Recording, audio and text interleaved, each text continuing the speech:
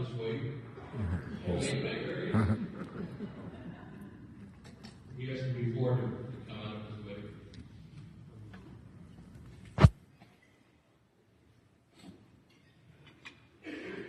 Brother Michael A. Little. I got a request earlier this year when I just first became Grand Master to request a letter of recognition and congratulations on behalf of Captain Rodney Moss, U.S. Navy. I'm going to read a little bit of what's here, and then I'm going to let Brother Michael talk. Brother Michael Joseph Little, rank ABH2, I don't know what that is, I was a Marine, but that's in the Navy. Years of service, 18 years, 2 days. Date of entry, 21 January 2003. Honorable discharge, 23 January 2021. Official retirement, 12 November 2015. Date of retirement ceremony, 10 February 2024. ABHH to Michael J. Little, honorably served our nation for over 18 years, displaying exceptional commitment and dedication. He served 2 tours of duty in combat, serving in Iraq in 2009 and Afghanistan 2010. His retroactive retirement effective as of 12 November 2015 was determined due to a combat disability after his honorable separation from the U.S. Navy. The aviation boat swans mate,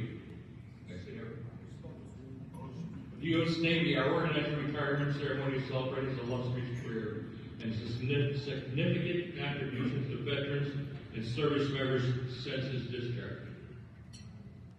His wife is also in the Navy, so I'm going to present you this award on behalf of Freemasons and all.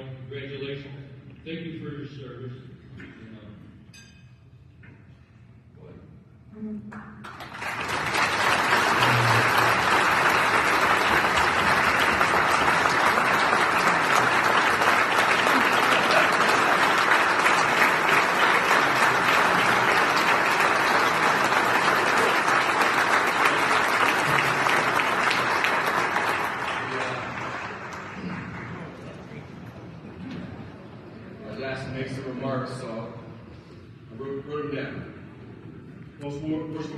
Grand Master, distinguished guests and brethren, I am deeply honored to receive this Veteran of the Year award today. But I stand before you not just as a veteran who has dedicated his post-military career to supporting our nation's veterans, but as someone whose life was rebuilt stone by stone through the strength and guidance of Freemasonry. When I returned from my combat tours in Iraq and Afghanistan from 2008 to 2010, I thought the hardest days were behind me, but soon after my life began to unravel. In 2009, I lost my first shipmate to suicide. And in 2010, I lost another shipmate just a day after we returned home from the most mentally tough deployment we could imagine.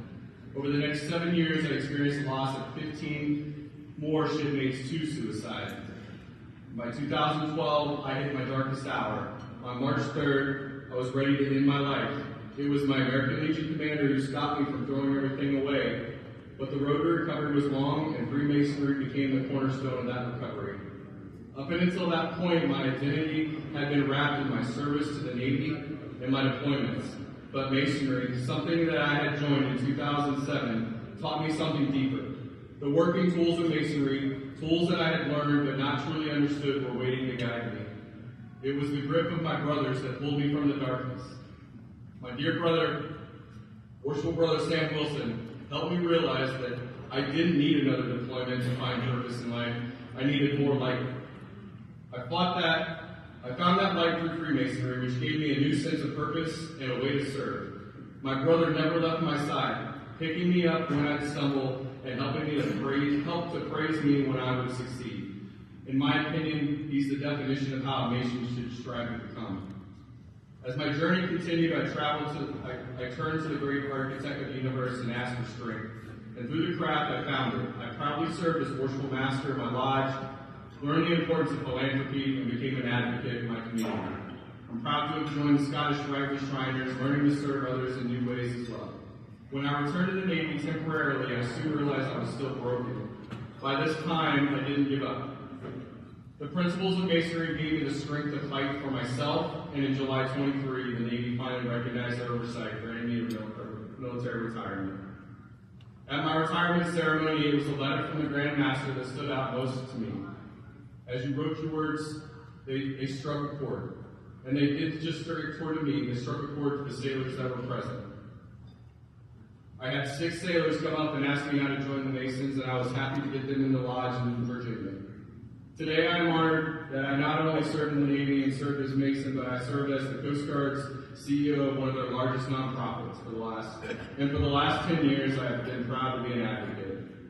And when I find veterans who are in need, I guide them to Masonry, where they can find the same light that saved me. Though I no longer live in Illinois due to my wife's service in the Coast Guard, I continue to attend lives wherever we move. But tonight I want to take a second to just honor the brothers who are no longer with us, those who were there for me when I needed Masonry most. Worshipful Brother Harold Kniffen, Charlie Ritchie, Charlie Everett, Buddy Badgett, John Woolrich, Forrest Davis, Eli Hook, Bob Barker, and John Tolliver, and the man who introduced me to Masonry, Worshipful Brother Carol Newman, who showed me that to be one Ask One bumper sticker on the back of his car was not just a slogan, it was a lifeline that I didn't know I needed until I needed it. Although they are no longer with us, their legacy lives on through their lives they touched, including mine. Their guidance and friendship helped me become the man I am today, and I carry their memory with me always. I also want to take this opportunity to recognize the Masonic mentors who continue to inspire me and guide me today. As I already mentioned, I am eternally grateful for my dear brother who's standing right back there recording this for my wife, Worshipful Brother Sam Wilson. I can honestly say I wouldn't be here today without your unwavering support. I love you. More recently, I have been blessed by new friendships with the Executive Secretary of the Valley of Southern Illinois, Mark Maxwell, 33rd degree MSA. Even from afar, Mark has been a joy to get to know. We've had the most amazing conversation about Freemasonry, and he's always eager to hear about my travels in the craft. His support and our shared passion for Masonry have brought light and joy to my journey. So Mark, thank you for being here tonight. Brethren, Freemasonry taught me to live again.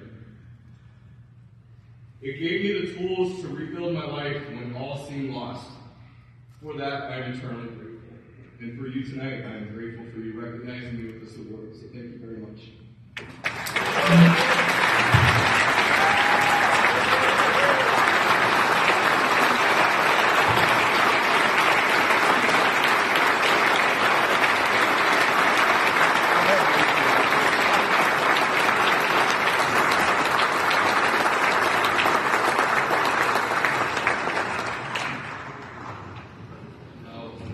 Causing a rainbow or jump or Joe's daughter's I'd ask a drum roll, but since we're not there.